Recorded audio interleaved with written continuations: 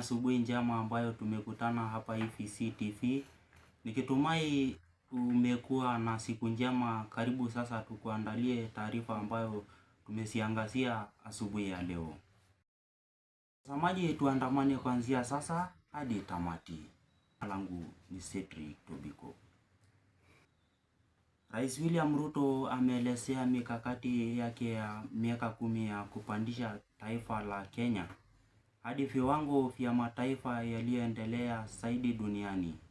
Alipohutubia kikao cha mabunge yote mawili hii leo, Rais alitaja nguzo 4 muhimu za kuimarisha miundombinu ya elimu, unyunyizaji maji, kawi na uchukuzi kama miradi itakayofaulisha ndoto hiyo.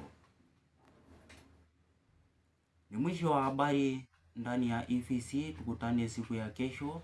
Jina langu ni Cedric Tobiko.